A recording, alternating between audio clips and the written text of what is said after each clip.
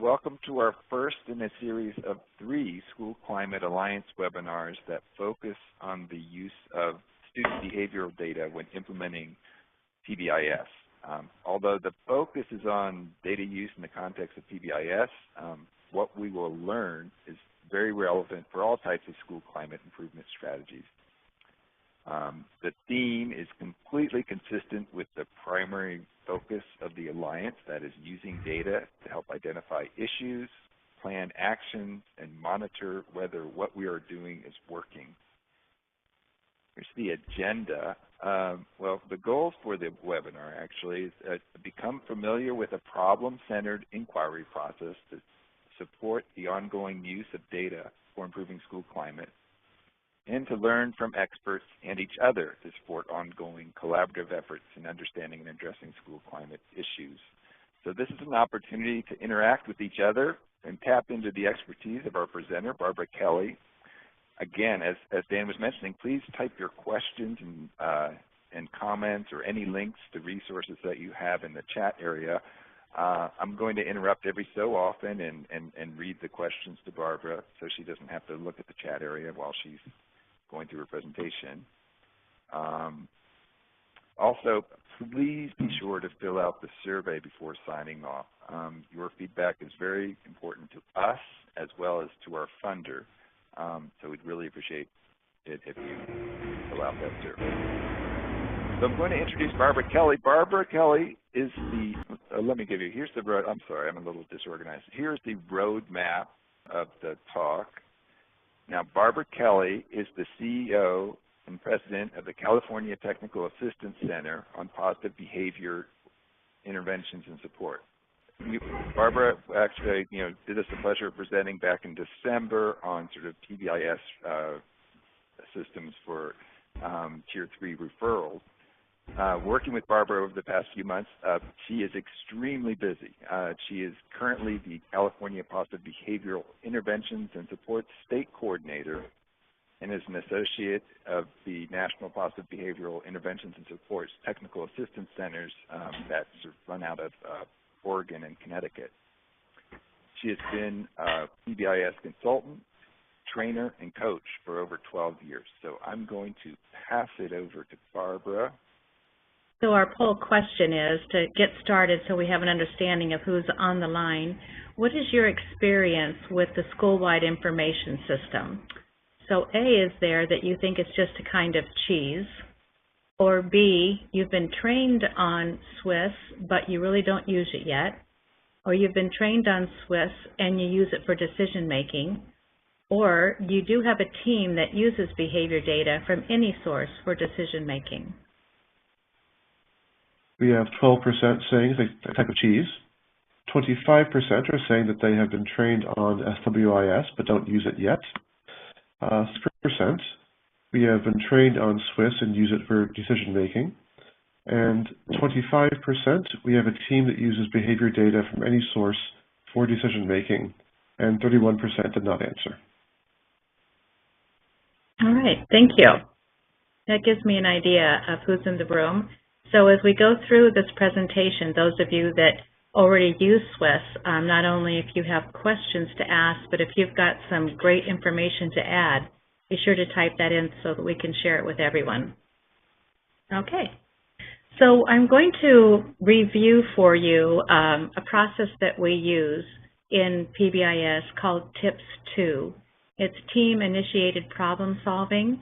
And this is not really meant to be a training for TIPS. That is a full-day process. I really just want to introduce you to the idea of how we use data for decision-making, particularly behavioral data for decision-making in a team process. And you'll see down here in the bottom where it says Meeting Foundations. We're not going to review any of that with you today. Basically what that's talking about is for a team to be able to use TIPS effectively, it means that they're a team that really already has those team agreements in place about how they work together. They use norms of collaboration. They have working agreements.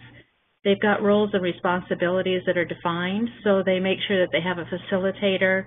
There is a data analyst who looks at the data, does the drill down, and brings that to the team. They have a minute taker because they're good at making sure that they have recorded the minutes and they have agendas.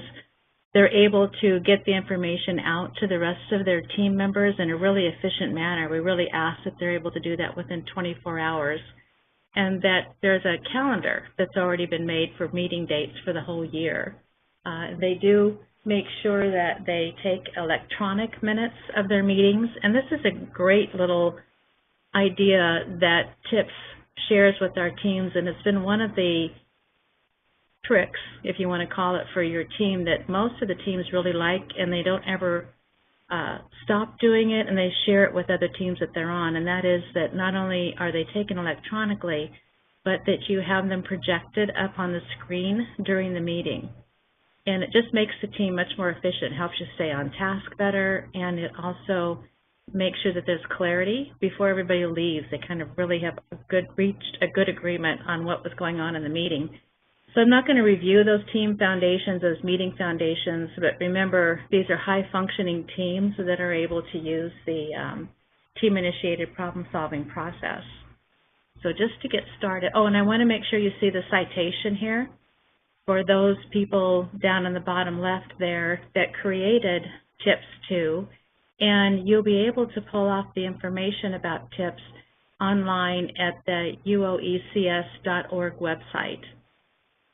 So data sometimes comes as a bad word, or we're getting used to getting lots of data and we're not really sure how to use it. And in our experience, we're finding that people really aren't tired of solving problems, but they are really tired from solving the same problem over and over again. So this is what TIPS really helps you with, so that we don't end up with a straw man all in pieces down there like it is in this cartoon. We start here with identifying the problem with precision. So really that's where we're looking at what is the problem, who are we having the problem with, when is it happening, where, and why is it happening. Then we will move down to identifying the goal that we want to have for change. So how do we want the problem to change? And there we're asking things like what evidence do we also need to show that we have achieved our goal. So not just how do we want to change it, but what are we looking for to know for sure that we made the change. Then we move down to identifying the solution and creating an implementation plan. And this is what are we going to do to bring about the desired change? What is the plan for making that happen? And so often we might get our data and take a look at it and we run right here to the solution plan, but we want to make sure that first we identify our problem, move into what is it we want to get out of that, our goal, how we're going to measure it, then down to creating our solution, because when we do that, our plan has a better chance that it's actually going to be a good contextual fit to what our problem is in the first place.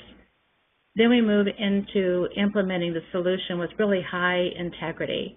So we're going to ask ourselves, did we implement with fidelity? Did we do the plan as we intended to do the plan? Are there any problems within that that we didn't think of ahead of time that we need to go back and make sure we can problem solve so we can implement with fidelity?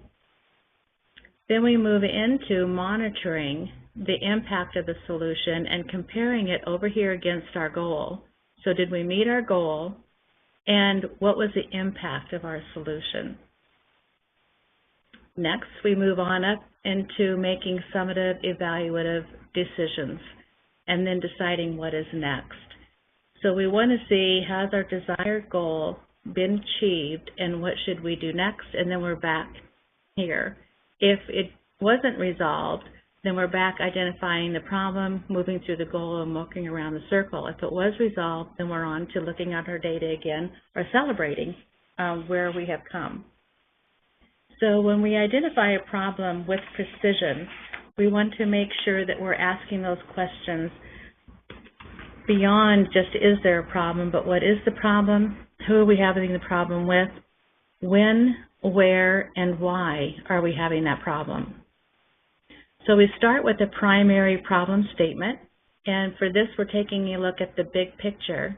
Then we use the data to refine the problem to a precise problem statement. So for example, starting up here in the top box, office discipline referrals for 6th graders are above the national median for schools our size. So that's our primary problem.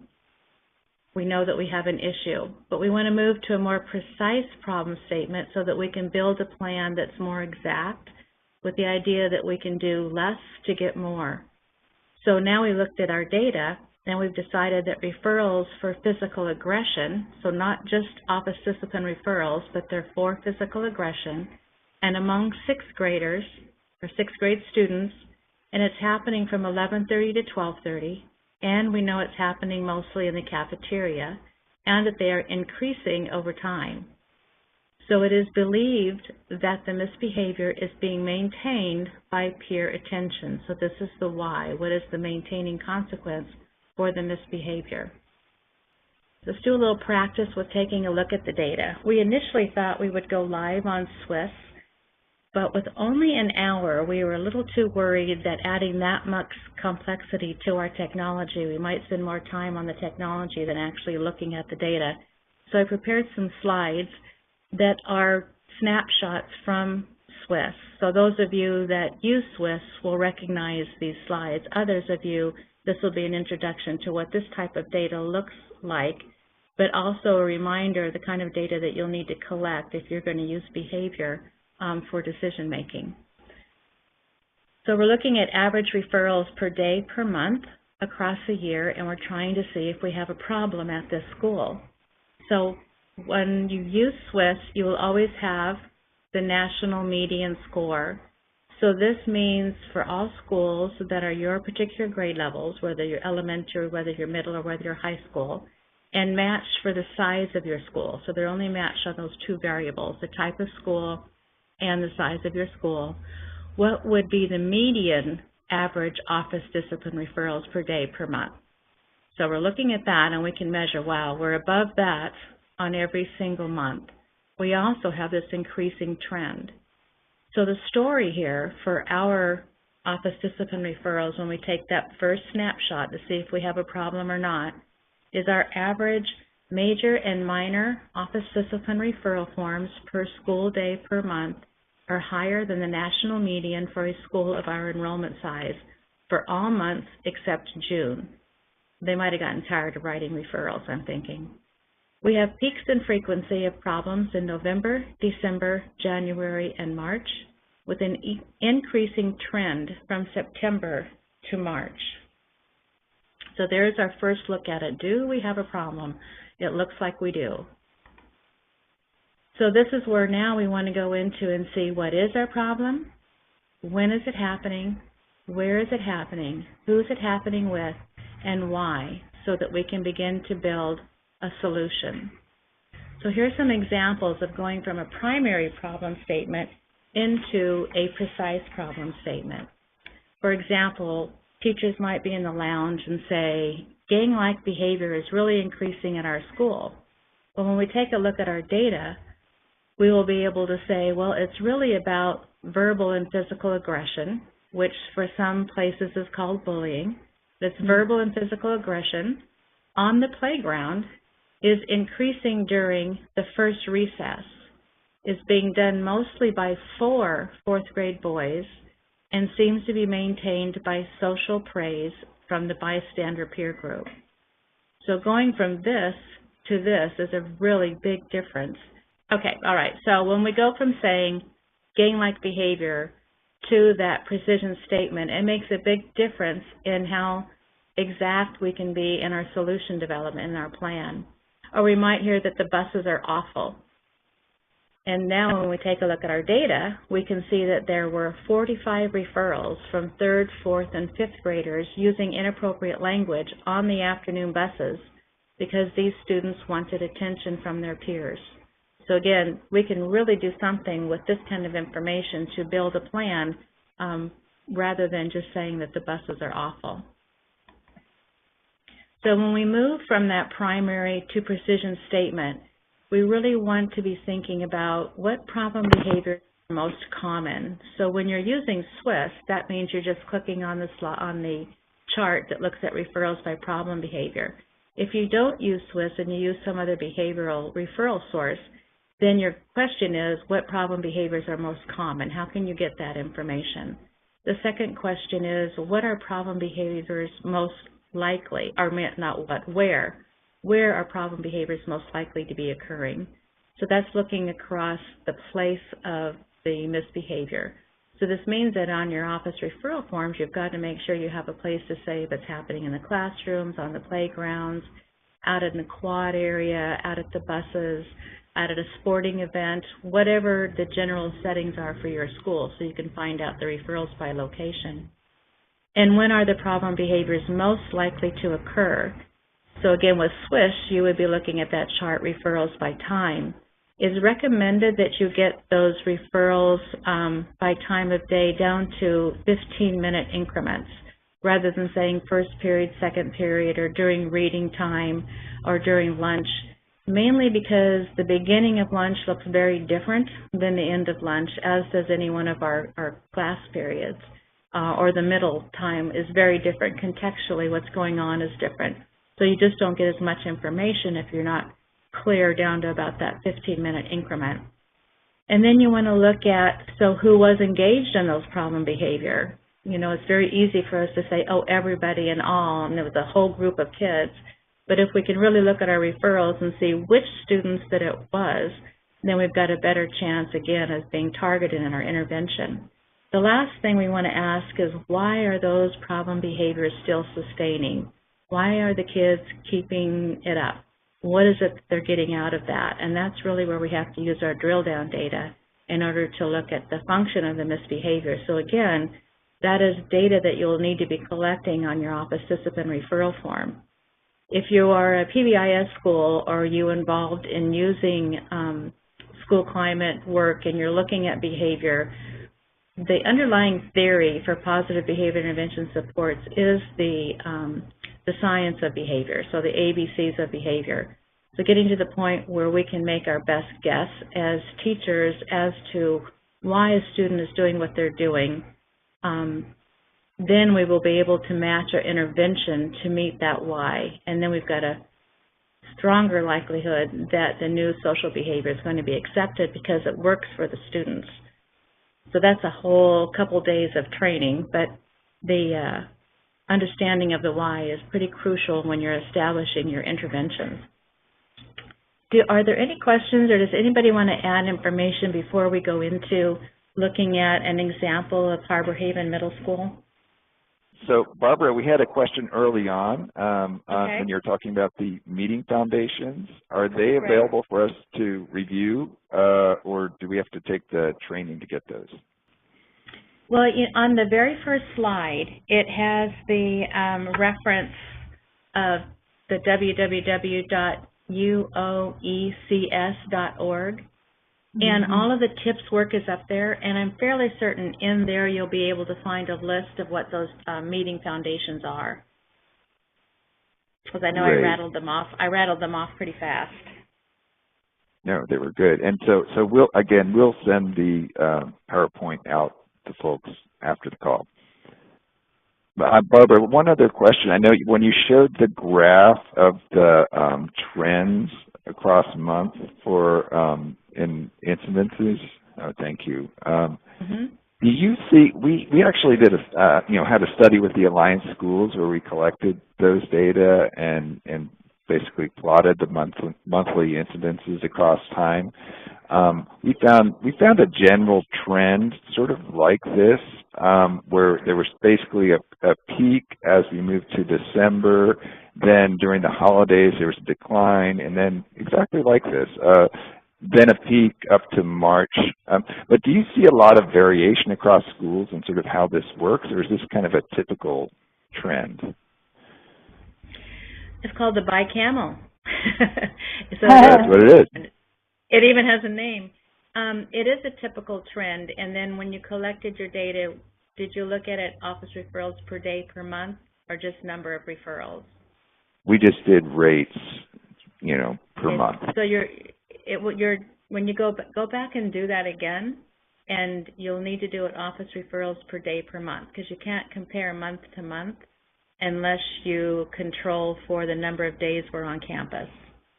And your chart will look a little different when you do that. Right. We did that. So you did that. Yeah, then that's fine. So the bicameral piece is pretty common, mainly because a lot of our schools are put together semester look. Right. And you might even find it looks a little bit differently when we're talking about just high schools, because it'll go kind of like a little bit of a quarter look. It'll kind of go up and down a little, but it is fairly normal to do that. I don't know about normal, but typical. See it a lot. Right. You're right. Typical. That's the word I wanted. Typical. Okay. We have another question. Does the system capture who is doing the referring? Yes. Or is that? Right. It'll capture because it's on your referral forms. You wouldn't put the student's homeroom teacher's name. You actually write down the name of the person who's writing the referral, so that you would be able to pull up your referral data by teacher as well. So here's the follow-up question. What do we do with the information that one teacher is responsible for most of the referrals? Well, and that particular screenshot that you pull up by teacher is something that only the highest level of access has the ability to do. So typically that would be the principal and the coach for the team. And that is something that then becomes for the team to look at, to how can they give support, what kind of plan can they write that would help that teacher with the students that they have, looking not for any kind of evaluation of the teacher. So when we use SWIS, and particularly when you use any kind of data in PBIS, whether it's fidelity data or student outcome data, is that we're not looking to use that in any kind of evaluative way. We're really using it for problem solving. So everything is around that data. What can we do to help with decreasing the referrals? And sometimes that requires some administrative support, but a lot of times it requires the team getting together to help that teacher. So we're going to look at an example school. Harbor Haven Middle School. We're talking about a middle school of only 565 kids, and it's grades 6, 7, and 8. So when we take a look at Harbor Haven, we've noticed the teachers coming into the lounge, and they're beginning to talk a little bit about things are just seeming to get worse. They started the school year out, and things seem to be okay, and as we go on, the teachers are beginning to complain about the kids messing around a lot and not really getting back to class on time. So we hear this kind of general buzz that things are going on. And what we want to do now is then go to our dashboard and check the vital signs of the school. What kind of red flags would show up for us? So those of you that have the SWIS, you'll recognize this is the first page. When you sign into SWIS, you come into your school.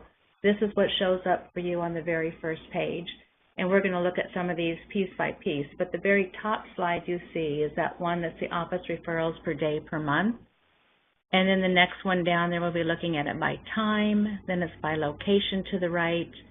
The middle row is looking at it by days of the week. The one next to that is looking at it by problem behavior. Don't think you need to read these. I'm just letting you know what the slides kind of look like. And then the bottom row is looking at it by grade level and by which students individually are receiving those referrals. And so, again, those of you at SWIS understand this, but others that haven't been using this, the bar graph shows the number of referrals. So you can see there's a few kids that are getting a lot of them over there on the right, and there's quite a few kids that have 2 or more. So it does let us know, just looking at this, yeah, we might have some problems. We may need to go deeper into the dashboard to find out what our problems are. So we're taking a look at our average referrals per day per month for Harbor Haven. And what we've got is that for every month so far, we are above the national median, and there seems to be a general trend that we are increasing with our office referrals from the beginning of the school year till now. Then we take a look at those referrals by location, and it seems like our problems seem to be in the classroom. That's the highest bar, and that again is not uncommon. That is pretty typical. We just finished the state report, and the classroom is the area with the greatest difficulty by location. And then the problem is about disruption and defiance, but that's for the whole state of California. So for this particular one, it is in the classroom, but it's also the playground and the commons area and the cafeteria. So we've got 3, if you lump those 3 together in those unsupervised times, those unstructured times, and not necessarily unsupervised because there's always somebody with our kids, but those unstructured times, those together are kind of a group. And the problem behaviors we're finding are inappropriate language, defiance, and disruption. We look at it by time of day, and we've got some peaks at different times during the day. And knowing our schedules, that will tell us something about what's going on with the behavior. Then we take a look at it by grade levels, and we find the majority of our referrals are coming from the 8th grade. And then when we look at the referrals by students, we've got 44 students that have more than 2 referrals. So we have quite a few kids. This isn't just 4 kids. This isn't something that we're going to tackle with a small group. This is something that we probably need to take a look at system-wide. So we're looking at now what our problem is. It's inappropriate language, defiance, and disruption. Where is it happening? On the classroom, or in the classroom, on the playground, in the common areas, and the cafeteria. Majority of the referrals are coming from the 8th grade. And then we also know the time of day that referrals are happening. The 11:15, the 12:15, and the 1:15 are the transition periods from lunch back to class for the 3 different lunch times that we have. Just a little added bit of information. So we know we've got a lot of pieces of information, but we don't really know if any of that information is really connected. We don't really know if it really is only the 8th graders that are having that problem because it's still fairly generic. So we need to drill down and look for those connections. So when we use the drill down, okay, so all of my green arrows are going to come up, so I might hide some data. I might have to fill you in on what this means. But the first thing that you would do is use the information from your dashboard to drill down to analyze the data. So that means that we want to look at this school year, and the first thing we want to look at is we're choosing to take a look at the commons, the common area, and the playground. Those unstructured times. We want to tackle the classroom differently. Right now we want to look only at those times and take the classroom out of the picture and see then what our data tells us when we take a look at problem behavior. So see where the green box is? I mean, not the green box, the blue box. We are going to change the graph type by problem behavior. We will click on that and say we want to look at problem behavior. What comes up for us now is its physical aggression and defiance. Those are the 2 areas when we're taking a look at just the common area. So we took out the classroom.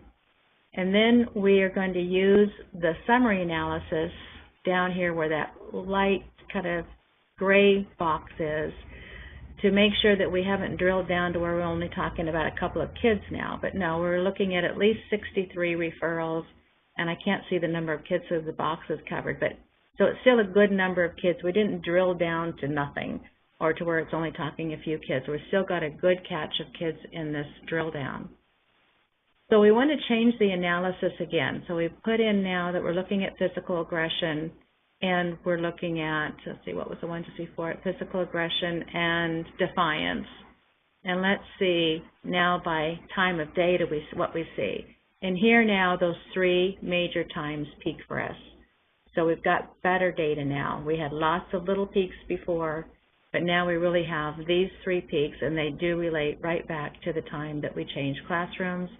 We look at, again, that gray box to make sure we still have a good number of students that we're talking about, and we've got over 40 referrals, and it's involving over 34 students out of the 44 that we started with, so we're still on the right track.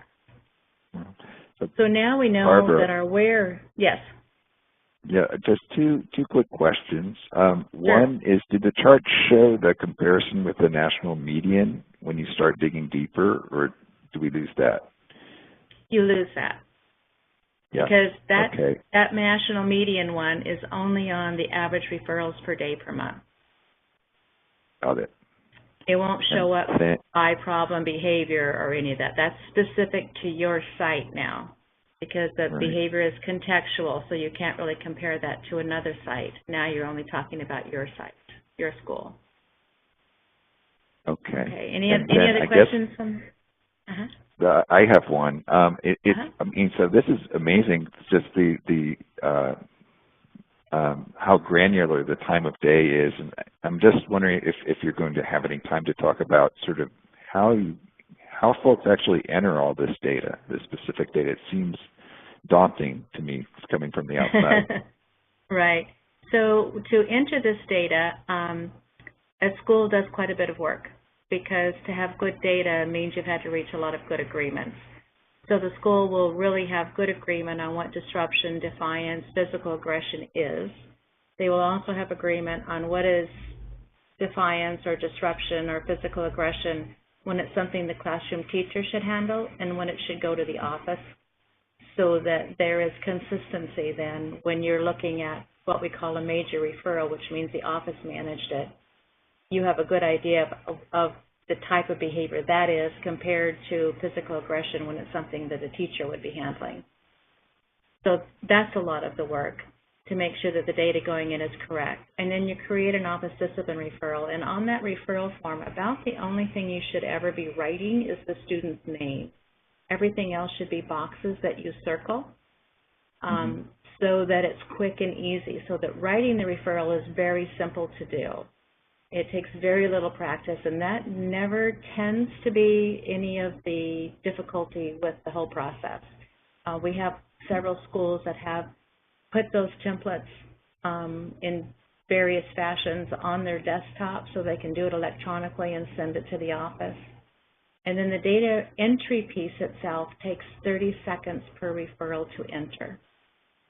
So most of us are used to our other data entry systems that are fairly cumbersome and take a while to get this amount of data in them. But Swiss is not. Swiss is built strictly for this. Swiss was built as a response to our needs in the field. So it's built specifically for what we're doing here. So it makes it very doable, very user-friendly. And then to get the data back, you're seeing it's actually faster than what I'm doing on these charts when I'm pretending to build with these. So it's really just clicks of buttons and your charts will come up for you. As well as, if you'll notice on the bottom of this, you see the graph, but underneath it is a table. And that table then has all the data behind what's supporting that graph. So it's right there for you as well, the graph and the table. So as we continue the drill, oh, go ahead. One more, I'm sorry. Can Swiss disaggregate students by ethnic group and SES and subgroups? Not SES, but by ethnicity and special education and 504. Thank you. So, yeah, the ethnicity, we're going to do that next. So that's what we're going to talk about next time. And you think this is amazing. Wait till you see what it does with ethnicity. It's incredible. All right. Are we ready to move to the next part of our questions? Okay. So doing our drill down, we've got the where in the school common areas. We've got the what. It's physical aggression, defiance, and inappropriate language. And we know the when. It's at lunch times. So now we want to ask the final question, which is the perceived motivation, which is the why. So in that blue box again, we will change the graph type to our unit of analysis, and you can see the big circle around that tallest bar, and that's letting us know that most of it is about obtaining peer attention. So this is where, again, take some training on the office discipline referral form so that teachers go, what did the kid just get out of that? Not what did I do to them, but what did the kid get out of it? And it doesn't take a lot for us to get fairly good at being able to make a good, best calculated guess on what they're doing. So now we know what's maintaining that misbehavior is the attention that they're getting from their peers. So now we have a hypothesis statement, really, for anybody who does behavioral analysis. We're taking a look at, in the commons playground area, really our outdoor common areas, we have problems with physical aggression, inappropriate language, and disruption during lunch transitions, and is attention maintained. So then we can make a hypothesis statement. From this, we can now start writing a plan. So we've done all this before we jump to the plan. The hypothesis statement is that many students are engaging in disruptive behavior in the indoor and outdoor common areas during lunch transition times, and the behavior is being maintained by attention. So with this, we can now move to trying to bring about this desired change. So now we need to identify a solution and create an implementation plan that has a contextual fit because it's matching what our data is saying our issues are. So the solution development plan follows these 1, 2, 3, 4, 6, 7 elements. And so we're taking a look at first, how can we prevent the problem from happening in the first place? What can we do to focus on prevention? That is a key underlying element when you're looking at PBIS. So what can we do to reduce the situations that lead to those behaviors? The next thing in our action steps, we'll be talking about how do we ensure that the students know what they should be doing in these situations. So in PBIS, we always take the stance that when kids have misbehaviors, it's really a communication issue and it's a skill deficit.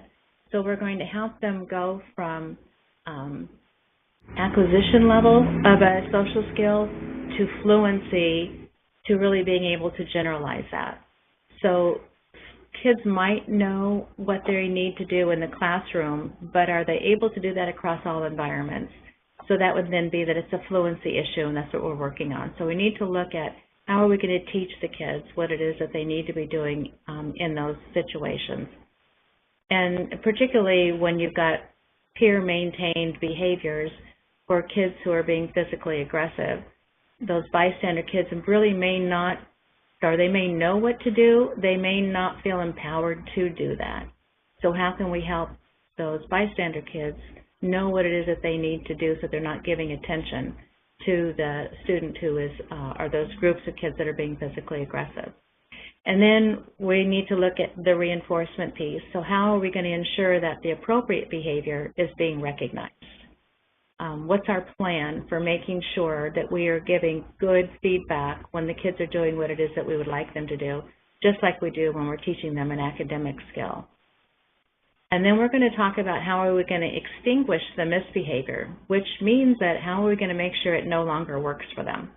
So if we're thinking they're doing that behavior because it's getting peer attention, what's our plan so that they're not going to get peer attention for it anymore? How can we make sure it doesn't work for them?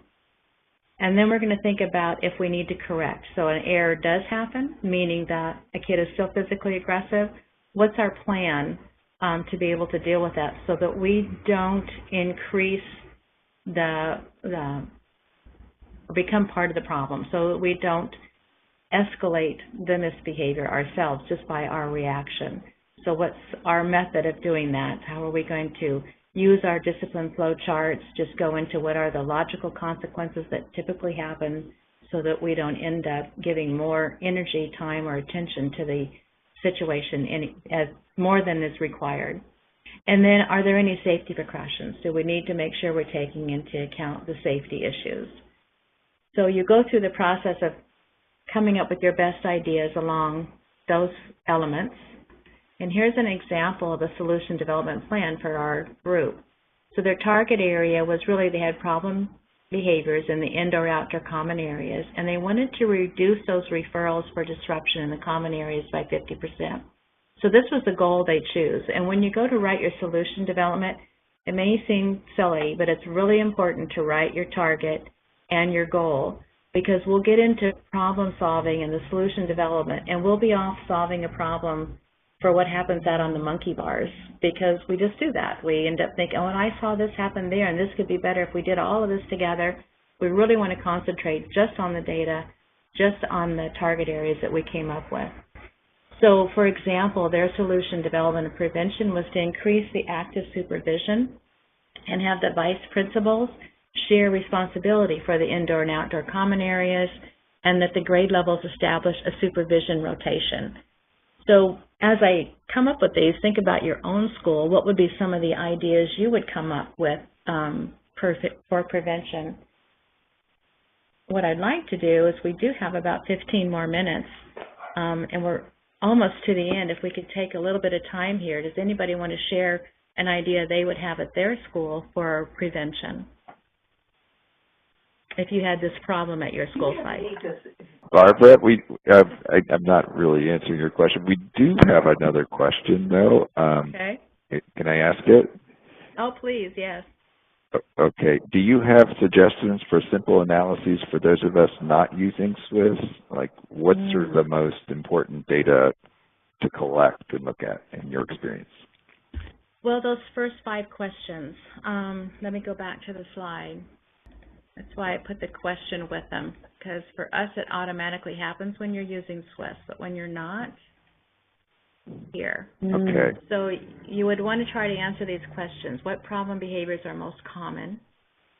Where are they most likely to occur? And honestly, before we had Swiss, we used tally marks.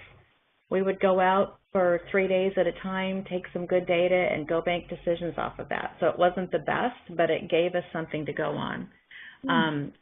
When are they most likely happening? Again, figure out a way to be able to answer that question. Who is engaged in problem behavior, and then again, why are they happening and why are they sustaining?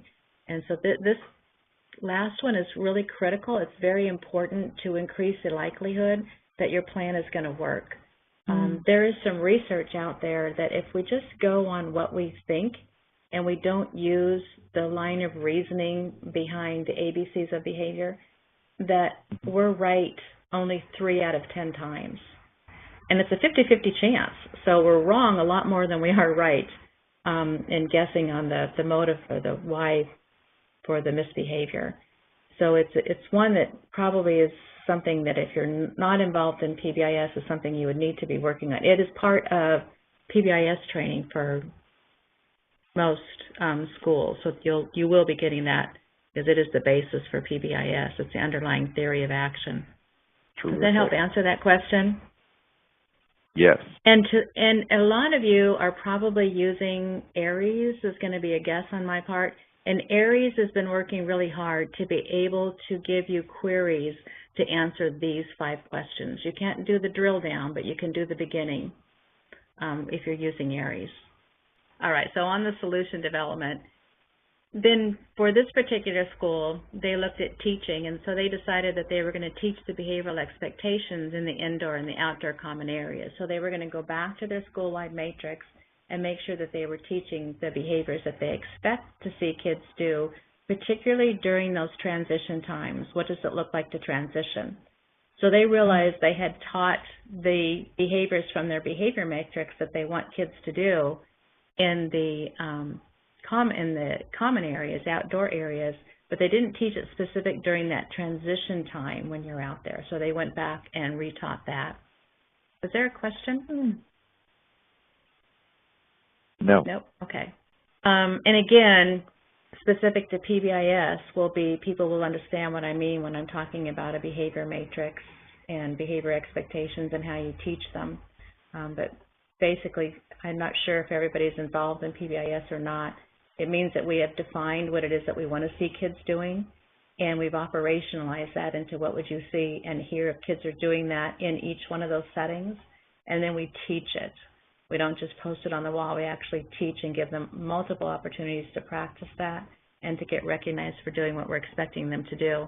So that plays into the next one, which is recognition. And so we need to increase our recognition of the appropriate behavior because we already have a recognition system, but now we're going to target it specific to the physical aggression or the inappropriate language, and we're going to recognize the kids for using the words we want them to do, for keeping their hands and feet to themselves, whatever it is that's on our matrix. It's the opposite of what it is that they're doing that is the misbehavior. And then we're going to make sure that we, for this particular school, they're going to provide their feedback tickets and make sure that they know that they can turn those in for Spirit Wear. So they're making it a big school initiative, a really big campaign that we are trying to work on our behavior during those transition times. And then they're going to have a spirit rally and a dance for the grade level that has the fewest referrals. So they're just going above board to bring attention to this issue. Then for extinction, they're going to post weekly grade level Swiss data. So they're going to let everybody take a look at their data and see how they're doing with decreasing their referrals during that particular time. They're going to also encourage all students to work for their spirit rally and dance making, and they're going to have peer acknowledgement of making peer acknowledgement of the problem behavior less likely, that they know if they're not supporting it. So extinction 2, there would be other things that you can do here that would help make it not work, and it might be back up in your teaching. You're going to be including teaching kids what to do if they see it happening on campus. What should you do? So that they know what to do to help with that extinction piece. And then a corrective consequence is they're going to have active supervision so that they're going to try to be there and prevent the problem from happening in the first place. And then they're going to give prompts and redirects and reteach and provide choices to those kids as they see them beginning to engage in those misbehaviors that they're trying to extinguish. And then they're going to use their SWIS data on a weekly basis to evaluate the change. So this is what they came up with, and they really want to decrease their office discipline referrals by 50%. So when they set their goal, they now know if they met their goal because they gave themselves a metric to see if they were going to meet their goal. So this is another nice little trick that comes with tips, and the idea that you don't just create the solution plan, you need to turn it into an action plan. So the next form will say these are our solution components. These are the steps that we were going to do, going down that second column. The third column is who's going to make it happen. The fourth column is by when. And then the fifth column is how will we measure it? How will we measure the fidelity that it actually happened? And then what kind of notes might we want to take? So by doing the action plan, you really increase the likelihood that you're going to do your solution plan. And then the final step is you really want to know is if the solution plan was implemented with fidelity. And you want to make this simple. It can be as simple as a social validity scale where we ask everybody, so hey, how did you implement the plan? A 1 is a no and a 5 is a yes. Where are you on this? And collect that kind of data. You could find 3s and 4s or 5s, but how were you on implementing the plan? And you want to monitor the impact of the solution and compare it against your goal. So, this is going to be hard to see. They're supposed to come up one at a time. But the idea here is you've collected your data and you've made a goal. You have a whole, there's underneath here, it's the whole plan. And you're going to see if you did what you said you would do. Here's another example of one was, did you greet your students by name today? Yes or no? That's all we wanted to know because that was part of the plan and looking at the fidelity. So you've got your goal and your timeline in that square that's on the bottom that kind of blew up larger. And it says what their goal was and when they wanted to get it done by. And then how were we with fidelity? Was it not started? Was it partially implemented? Was it implemented with fidelity? Or is it time to stop the plan because it was very successful? And then what was the effectiveness of your solution? So you're just taking a look at it and getting everybody's opinion on how it worked, as well as taking a look at your data. So what would be next for the team is to decide that they need to continue those solutions. They've gotten some progress monitoring. Things are getting better, and we need to continue it. It might be that we've got some improvement, but we've not met our goal, so we may decide that we want to just increase the frequency of the reinforcement, or probably or maybe the reinforcement isn't strong enough, or it didn't match, or it might be that we had the wrong why behind what we're doing. So we're going to go back and take a look at our plan. And then we might want to look at the barriers to implementing the solutions. It might be that the plan was great, but we just couldn't pull it off. We really didn't have that many vice principals as we thought we were going to have, that somebody would be able to be out there at all the transition times. The reality of school was they were pulled off to an IEP meeting, and so we were left without having an AP there. So what were some of the barriers in our solution? And then if it is starting to work, do we want to just maintain because we met our goal, or do we want to start fading out our solutions? Can we start backing off on putting so much effort and energy into this one area? Or is it going to be that we don't need to make any changes at all and we're just going to recycle through the problem-solving process? So we step back and take a look, and I think that, So to work with the team, it really means that we've got a team commitment to always coming back and looking at the plan as the problem and not focusing on a student or a teacher or a particular issue. We're always taking a look at our plan. We're going to make sure we're assessing or that we have access to current and accurate data. And this is some of the difficulty that teams will encounter when we want to use data for decision making, is that sometimes our data isn't as current, isn't as easy to get, isn't as user friendly as we would like it to be. And on our teams, are we really including the right people? Do we have the people on the team that can help us make decisions if things need to change? Do we have the people that are informed, that have some of the expertise to be able to help with the solution plan, the solution development? And then always a commitment to coaching, because all of this only works if we keep coaching ourselves. The research is pretty clear on professional development. For us to really implement what it is that we're learning, it means that we're coaching ourselves, coaching each other, or working with external coaches as well. Oops, that was it. So, Barbara, I'm sorry, this is just a question from my lack of knowledge. Like, who is on the team typically? Well, typically the team will consist of the members of your Tier 1 or your school-wide committee.